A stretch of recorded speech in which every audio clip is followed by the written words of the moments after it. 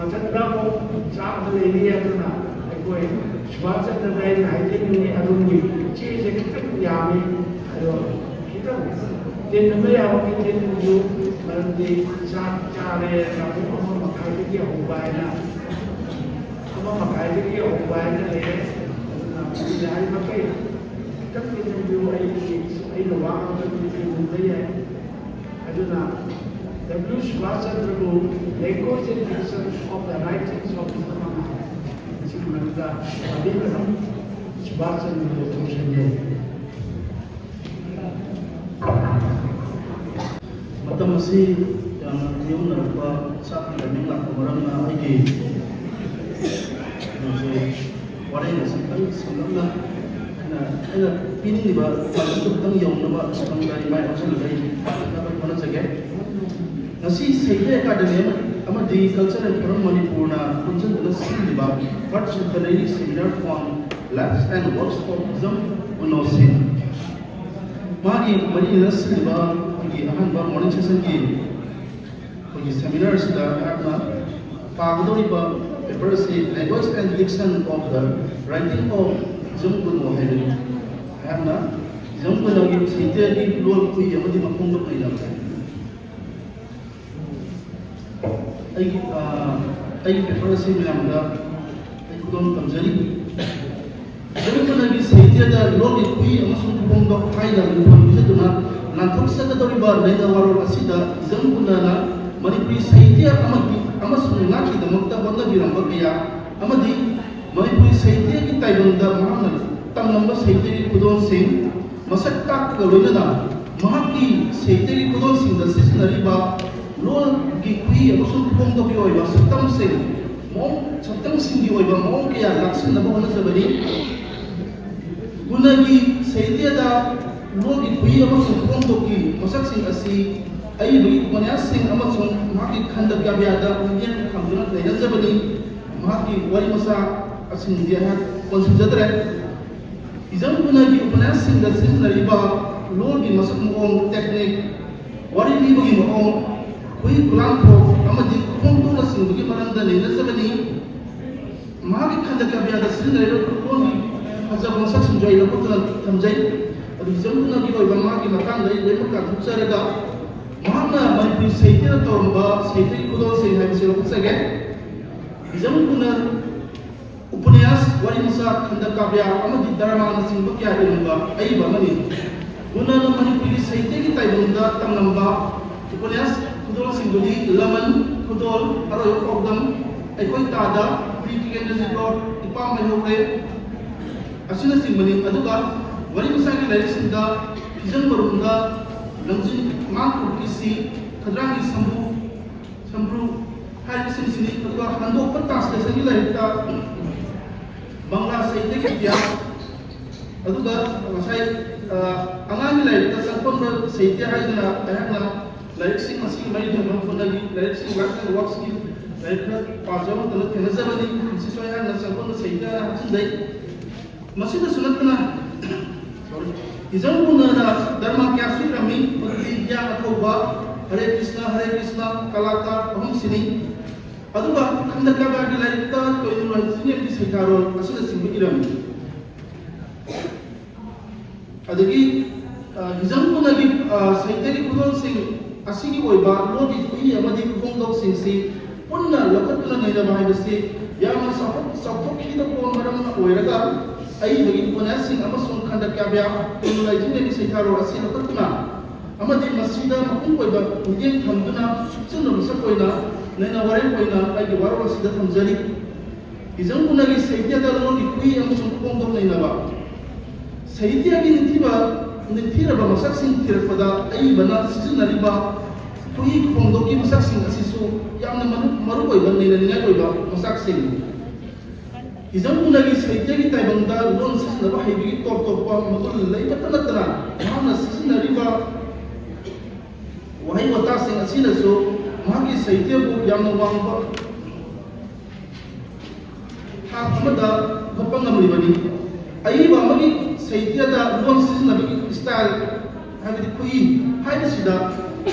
अईबा दुगी मसागी हैनजबा अपांबा loan सिजनना इबा Hibi मसक ꯐꯪꯏ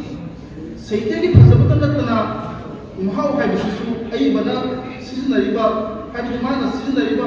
ꯂꯣꯟ ꯁꯤꯖꯤꯟꯅꯕ ꯍꯩꯕꯒꯤ ꯃꯁꯛꯅꯁꯨ ꯑꯣꯏꯍꯟꯗꯕ ꯅꯠꯇꯦ ꯀꯅꯥꯒꯨꯝꯕ ꯂꯣꯟꯃꯤꯠꯂꯣꯏ ꯑꯃꯒꯤ ꯃꯤꯠꯌꯦꯡꯗ ꯁ꯭ꯇꯥꯏꯂꯤꯁꯇꯤꯛꯁ ꯑꯁꯤ ꯑꯏꯕ ꯑꯃꯅ ꯃꯥꯒꯤ ꯋꯥꯈꯜ ꯃꯤꯠꯌꯦꯡꯕꯨ ꯐꯣꯡꯗꯣꯛꯅꯕꯒꯤꯗꯃꯛ ꯀꯔꯤ ꯃꯔꯝꯒꯤꯗꯃꯛ ꯃꯍꯥꯛꯀꯤ ꯂꯣꯟꯒꯤ ꯑꯈꯟꯅꯕ ꯈꯨꯏꯒꯤ ꯃꯑꯣꯡꯗꯣ ꯈꯜꯂꯨꯔꯤꯕꯅꯣ ꯍꯥꯏꯕꯁꯤ ꯅꯩꯅꯕꯅꯤ ꯑꯗꯨꯒ ꯀꯅꯥꯒꯨꯝꯕ ꯁꯃꯥꯂꯣꯆꯛ ꯑꯃꯒꯤ ꯃꯐꯝꯗꯗꯤ ꯃꯥꯒꯤ ꯃꯤꯠꯌꯦꯡꯗꯗꯤ ꯂꯣꯟꯒꯤ ꯃꯇꯦꯡꯅ ꯑꯄꯥꯕ ꯅꯠꯇ꯭ꯔꯒ ꯑꯇꯥꯕ ꯑꯩꯈꯣꯏꯗ ꯄꯤꯔꯤꯕ ꯅꯨꯡꯉꯥꯏꯕꯒꯤ ꯃꯍꯥꯎꯁꯤ ꯀꯔꯝꯅ ꯐꯪꯍꯜꯂꯤꯕꯅꯣ ꯍꯥꯏꯕꯁꯤ ꯅꯩꯅꯕꯅꯤ ꯑꯁꯨꯝꯅ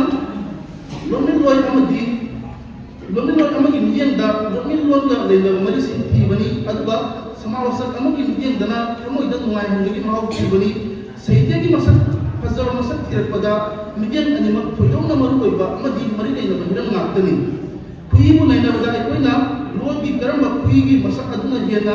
ꯃꯔꯨꯑꯣꯏꯅ ꯈꯟꯒꯅꯤ ꯍꯥꯏꯕꯁꯤ ꯑꯩꯈꯣꯏꯒꯤ ꯄꯨꯛꯅꯤꯡ ꯋꯥꯈꯜꯗ ꯂꯩꯔꯤꯕ ꯄꯥꯟꯗꯝꯗꯨꯒꯤ ꯃꯈꯥ ꯄꯣꯟꯅ ꯂꯧꯈꯠꯇꯨꯅ ꯅꯩꯅꯕ ꯌꯥꯏ ꯑꯏꯕ ꯈꯨꯗꯤꯡꯃꯛ ꯄꯨꯛꯅꯤꯡ ꯋꯥꯈꯜ ꯑꯃꯗꯤ ꯃꯤꯠꯌꯦꯡ ꯃꯥꯟꯅꯗꯕꯅ ꯃꯈꯣꯏꯅ ꯏꯔꯤꯕ ꯁꯥꯍꯤꯇ꯭ꯌꯒꯤ ꯈꯨꯏꯁꯤꯡꯁꯨ ꯑꯃꯒ ꯈꯦꯠꯅꯕ ꯃꯁꯛ ꯂꯩꯅꯕ ꯉꯥꯛꯇꯅꯤ ꯑꯏꯕꯁꯤꯡꯒꯤ ꯁꯥꯍꯤꯇ꯭ꯌꯒꯤ ꯃꯁꯛꯁꯤꯡꯗ ꯂꯣꯟ ꯑꯃꯗꯤ ꯐꯣꯡꯗꯣꯛꯀꯤ ꯈꯦꯠꯅꯕ ꯃꯁꯛꯁꯤꯡ ꯂꯩꯔꯤꯕꯁꯤꯒꯤ ꯃꯔꯝꯗꯤ ꯃꯈꯣꯏꯒꯤ ꯄꯨꯛꯅꯤꯡ ꯋꯥꯈꯜꯗ ꯑꯃꯗꯤ ꯃꯤꯠꯌꯦꯡꯗ ꯃꯥꯟꯅꯗꯕꯁꯤꯅ ꯑꯣꯏꯔꯤꯕꯅꯤ ꯑꯁꯤꯃꯛꯁꯨ ꯇꯥꯏꯕꯪꯄꯥꯟꯁꯤꯗ ꯃꯥꯟꯅꯕ ꯍꯥꯏꯕꯗꯨꯗꯤ ꯂꯩꯕ ꯅꯠꯇꯦ ꯁꯥꯍꯤꯇ꯭ꯌꯗ ꯂꯣꯟꯒꯤ ꯈꯨꯏ ꯍꯥꯏꯔꯤꯕꯁꯤ ꯑꯏꯕꯁꯤꯡꯅ ꯃꯥꯅ ꯏꯔꯤꯕ ꯁꯥꯍꯤꯇ꯭ꯌꯒꯤ ꯈꯨꯠꯂꯥꯡꯈꯣꯜ ꯑꯗꯨ ꯂꯥꯡꯊꯣꯔꯛꯄꯗ ꯁꯤꯖꯤꯟꯅꯔꯤꯕ ꯂꯣꯟꯒꯤ ꯃꯆꯥꯛꯁꯤꯡ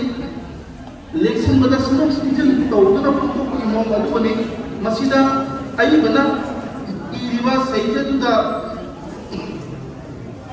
ꯃꯥꯅ ꯐꯣꯡꯗꯣꯛꯅꯤꯡꯂꯤꯕꯗꯨ ꯃꯇꯧ ꯀꯔꯝꯅ ꯐꯣꯡꯗꯣꯛꯍꯟꯗꯨꯅ ꯂꯥꯡꯊꯣꯛꯂꯛꯄ ꯑꯃꯁꯨꯡ ꯋꯥꯍꯩ ꯄꯔꯦꯡꯒꯤ ꯅꯤꯌꯝ ꯀꯌꯥꯕꯨ ꯑꯏꯕ ꯃꯁꯥꯒꯤ ꯑꯣꯏꯕ ꯁꯤꯖꯤꯟꯅꯕ ꯃꯑꯣꯡꯗ ꯐꯣꯡꯗꯣꯛꯄꯗꯨꯅꯤ ꯃꯁꯤꯃꯛꯅ ꯑꯏꯕꯅ ꯂꯥꯟꯊꯣꯛꯂꯤꯕ ꯁꯥꯍꯤꯇ꯭ꯌꯗ ꯃꯁꯥꯒꯤ ꯑꯣꯏꯕ ꯂꯣꯟꯗꯥ ꯄꯨꯗꯥ ꯋꯥꯍꯩ ꯋꯥꯇꯥ ꯋꯥꯍꯩ ꯄꯔꯦꯡ ꯑꯗꯒꯤ ꯄꯥꯎꯔꯧ ꯄꯥꯎꯇꯥꯛ ꯔꯁ ꯑꯂꯪꯀꯥꯔꯅꯆꯤꯡꯕ ꯃꯑꯣꯡꯁꯤꯡ ꯂꯩꯖꯔꯤꯕꯅꯤ ꯑꯁꯨꯝꯅ ꯑꯏꯕꯅ ꯃꯁꯥꯒꯤ ꯑꯣꯏꯕ ꯋꯥꯍꯩ ꯋꯥꯇꯥ ꯑꯃꯁꯨꯡ ꯂꯣꯜ ꯁꯤꯖꯤꯟꯅꯗꯨꯅ ꯑꯇꯣꯞꯄ ꯍꯥꯏꯕꯗꯤ ꯇꯣꯞ ꯇꯣꯞꯄ ꯃꯐꯝ ꯑꯃ ꯄꯤꯔꯕ ꯍꯣꯠꯅꯕ ꯃꯁꯛꯄꯨ ꯑꯩꯈꯣꯏꯅ ꯈꯨꯏ ꯍꯥꯏꯅ ꯈꯪꯅꯔꯤꯕꯅꯤ ꯑꯏꯕ ꯑꯃꯒꯤ ꯄꯨꯛꯅꯤꯡꯗ ꯐꯥꯎꯔꯛꯂꯤꯕ ꯋꯥꯈꯜꯗꯨꯒ ꯃꯥꯅ ꯏꯔꯛꯂꯤꯕ ꯈꯨꯏꯗꯨꯒ ꯌꯥꯝꯅ ꯃꯔꯤ ꯂꯩꯅꯕꯅ ꯁꯥꯍꯤꯇ꯭ꯌꯒꯤ ꯂꯣꯟꯒꯤ ꯈꯨꯏ ꯈꯨꯐꯣꯡꯗꯣꯛ ꯅꯩꯅꯕꯗ ꯑꯏꯕꯗꯨꯒꯤ ꯋꯥꯈꯜ ꯃꯁꯛ ꯈꯪꯗꯣꯛꯄꯗ ꯌꯥꯝꯅ ꯃꯇꯦꯡ ꯄꯥꯡꯕ ꯉꯝꯃꯤ ꯃꯔꯝꯗꯤ ꯃꯥꯒꯤ ꯁꯥꯍꯤꯇ꯭ꯌꯗꯨꯗ ꯃꯥꯒꯤ ꯄꯨꯛꯅꯤꯡ ꯋꯥꯈꯜ ꯊꯃꯣꯏꯒꯤ ꯊꯋꯥꯏ ꯍꯥꯏꯕꯁꯤ ꯃꯃꯤ ꯇꯥꯗꯨꯅ ꯂꯩꯔꯕꯅꯤ ꯏꯆꯝ ꯆꯝꯕ ꯂꯣꯟꯒ ꯁꯥꯍꯤꯇ꯭ꯌꯒꯤ ꯑꯣꯏꯕ ꯂꯣꯟꯒ ꯑꯅꯤꯒꯤ ꯃꯔꯛꯇ ꯈꯦꯠꯅꯔꯤꯕꯁꯤ ꯂꯣꯟꯒꯤ ꯁꯤꯖꯤꯟꯅꯔꯤꯕ ꯃꯑꯣꯡꯗ ꯈꯦꯠꯅꯕꯅꯅꯤ ꯁꯥꯍꯤꯇ꯭ꯌꯒꯤ ꯂꯣꯟꯗꯗꯤ ꯂꯣꯟꯗꯥ ꯄꯨꯗꯥ ꯋꯥꯍꯩ ꯄꯔꯦꯡ ꯁꯦꯝꯕ ꯏꯃꯦꯖꯔꯤ ꯂꯣꯏꯅꯃꯛꯁꯤꯡ ꯃꯁꯛ ꯇꯥꯛꯏ ꯏꯖꯝ ꯈꯨꯟꯅꯒꯤ ꯎꯄꯟꯌꯥꯁꯁꯤꯡ ꯃꯈꯜ ꯈꯥꯏꯕ ꯏꯖꯝ ꯈꯨꯟꯅꯒꯤ ꯎꯄꯟꯌꯥꯁꯁꯤꯡꯒꯤ ꯃꯁꯛꯁꯤꯡ ꯑꯁꯤ ꯑꯅꯤ ꯊꯣꯛꯅ ꯅꯩꯅꯕ ꯌꯥꯏ ꯔꯣꯃꯥꯟꯇꯤꯛ ꯇ꯭ꯔꯦꯗꯤꯁꯟꯗ ꯃꯤꯠꯌꯦꯡꯗ ꯃꯄꯨꯡ ꯑꯣꯏꯕ ꯎꯄꯟꯌꯥꯁ ꯑꯅꯤꯁꯨꯕꯗ ꯔꯣꯃꯥꯟꯇꯤꯛ ꯇ꯭ꯔꯦꯗꯤꯁꯟꯗꯒꯤ ꯂꯥꯞꯊꯣꯛꯂꯕ ꯎꯄꯟꯌꯥꯁ ꯍꯥꯏꯕꯁꯤꯅꯤ ꯂꯃꯟ ꯑꯔꯣꯏꯕ ꯄꯥꯎꯗꯝ ꯑꯩꯈꯣꯏ ꯇꯥꯗ ꯅꯨꯄꯥ ꯃꯍꯧꯔꯦ ꯍꯥꯏꯔꯤꯕ ꯎꯄꯟꯌꯥꯁꯁꯤꯡ ꯑꯁꯤꯗꯤ ꯆꯥꯎꯕ ꯀꯃꯜꯗꯒꯤ ꯍꯧꯅ ꯆꯠꯊꯔꯛꯂꯤꯕ ꯃꯄꯨꯡ ꯐꯥꯔꯕ ꯔꯣꯃꯥꯟꯇꯤꯛ ꯇ꯭ꯔꯦꯗꯤꯁꯟ ꯑꯣꯏꯕ ꯎꯄꯟꯌꯥꯁꯤ ꯈꯨꯏ ꯀꯥꯡꯂꯨꯞꯇꯨꯒꯤ ꯃꯅꯨꯡ ꯆꯜꯂꯤ ꯑꯗꯨꯒ ꯕꯤꯔ ꯇꯤꯀꯦꯟꯗ꯭ꯔꯖꯤꯠ ꯍꯥꯏꯔꯤꯕ ꯎꯄꯟꯌꯥꯁ ꯑꯁꯤꯅ ꯍꯥꯟꯅꯒꯤ ꯔꯣꯃꯥꯟꯇꯤꯛ ꯇ꯭ꯔꯦꯗꯤꯁꯟꯒꯤ ꯃꯁꯛ ꯑꯗꯨ ꯊꯨꯒꯥꯏꯔꯕ ꯍꯥꯏꯕꯗꯤ ꯄꯨꯡꯒꯤ ꯏꯍꯨꯜ ꯑꯃꯗꯤ ꯃꯁꯛ ꯎꯠꯄꯗ ꯍꯦꯟꯅ ꯃꯄꯨꯡ ꯑꯣꯏꯕ ꯈꯨꯏꯒꯤ ꯃꯁꯛ ꯑꯣꯏꯅ ꯔꯣꯃꯥꯟꯇꯤꯛ ꯇ꯭ꯔꯦꯗꯤꯁꯟꯗꯒꯤ ꯂꯥꯞꯊꯣꯛꯂꯒ ꯎꯄꯟꯌꯥꯁꯤ ꯀꯥꯡꯂꯨꯞꯀꯤ ꯃꯅꯨꯡ ꯆꯟꯅ ꯂꯩꯕ ꯌꯥꯔꯕ ꯎꯄꯟꯌꯥꯁ ꯑꯃꯅꯤ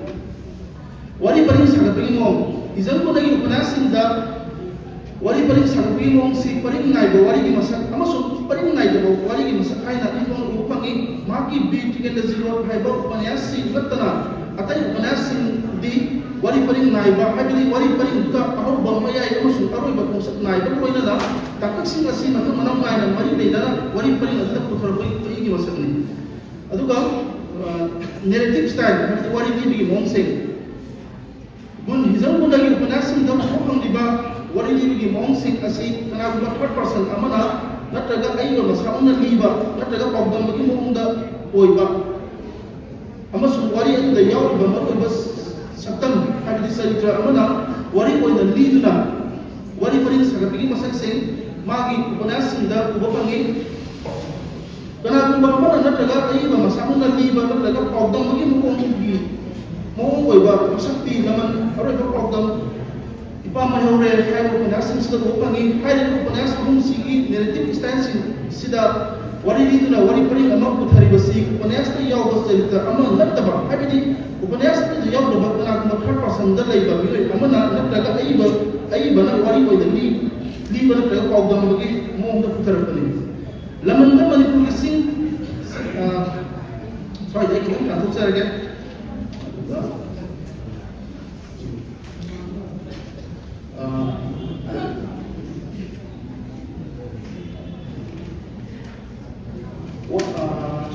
wari itu jauh banget besar itu amana wari ko jadi ni masakti kedua langsung ekoi ka ada hai basin sedang berpangi hai di wari ni masak sing sida di kana amana ada ai ba masakna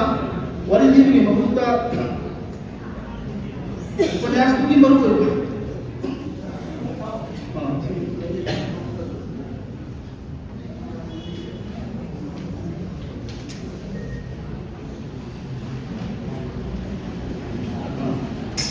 wari ni mabuta उपन्यास की मरु को बस चरित्र amana ai तो first person as amana wari को इधर कोई मोम बोली खुदो उपन्यास की wari कभी मोम सी मरु बस चरित्र को लिबा खुदो बिहारी मसामुंदा उपन्यास o wadi no yo ko ba sama ki wari lisabi maong da ponesa si oheli masida la hai da sina mi da bi ba awasa tin kaya sondra ba mi bi kuning ni masak sing kuna na yana hai singa plan ko ina ko bi hari ki saritra asama na lisaba wari da wari ki masak ko ina function dana ko su wari dihan dana ko re ai ko ta da ai ko ponesa da asumana aro da mai pai hai ba pa da si purna ba ko na kada wari ki tak khaida ko taw gala asam wari amatum na moro ina sente o iba ninthem masam ki wari kutu ko gi moong da ma na ken ki wa ma de ko kya litra ki ko moong banas to ko pangi masida mama ba pa na ko bidra ba ma ben dong da pa na yo ki ba ninthem ki masin na gi ingna ki na da ro kya ken na ki ba amai thanda pa ko ko ma ko ka ken da dunan mai ba asum ba na bi pangi bi wari bo ningsing dunas cerita masam na pas pasan ko iba liba lizaba ada pawdam jaba wari mi mongoi ba ai bi khari ai bi bi tingin de sino ai ba punyas ki narrative style sidi atai romantic tradition ki koi ba wari mi mongda mong adu de yang na lakprok pa tulan ko ina puthari saritra amagi kuning wa kan yang na sensikat pa wa kan pare mitmang na ko amma ko badagi atop atop ko ta wa kan sel amma ku na sensikat pa oi ba wa kan pare ko ba narrative style adu narrative style asina saritra na taga wari ni bigi li ba first person adu gi pan ngi pun sigi masak padagi nungi o sigi masak utpa musun tung wa ka gi pire utpa na heno ko ba yen tham lagi matang gi matung ina saritra magi wa ka da bunga pa pung gi pire utpa ha di stream of consciousness oi ba masak ama ko ne asigi bui da mamitari beating the zero wari sigi oi ba narrative style sida content ba ko magi kursida tenani ba madi indaki ba aron na tudok ya ma na beating the zero ta dai ba ta la ta phamduna lai ringi da ma ki tung wa da sensela tunan sim bagi wari pari ma dir pada dir tu masak ko ya sida ko pangi wari ni bagi mom sida pari ngai ba ki masak adu di yang na phung dai ba ki amani wari mom si sisin dari ba da ko da izam kuna gi Banyak sini riba orang juga berwahai sini banyak jauh tu bah sini nak berwahai kalau adagi ayu masalah sini bah poin wat banyak sini nak berwahai loan wat kami itu orang ada pun berwahai pun bagi besar sini hari anu yang nak berwahai besar sini kubur kami banyak sini nak berwahai dah izan pun lagi han banyak sini habis dah banyak sini nak berwahai besar sini kubur kami Banyak sisa sini lepas pun masuk mung sing, dongan zaman dalam itu dongi ari bawai, ari berbuang ki mamita serta main lakurai. Banyak sisa kon memang fazab sunjan naik bas elok masuk man ba ari ba, lo di masuk bawai pergi masuk sing mana berarti yang dongan lakurai.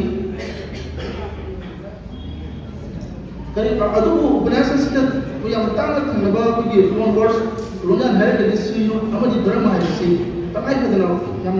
tangan sendiri. Ayu masalah semasa ba when war wahai se ubana asasi dah ayu bana masana semjaba wahai masakse u hangi wahai adudi nongan pabarak pau piung nakidre lunai tabi sare samonarami milaina mailai narami tuthi manthi bagi nene temba sare samonar pada langoi narabada maruk tonga saramba haksi soinare bukung singen lepang tungda watang lobasing masian naraba asuna simba masana samsaba wahai masaksin sisinari asigumba ai bagi panasin sida koin word sinar kisna tal basi zemuna di masagi alo fazaba wahai sing semban bagi apa leba iba masuni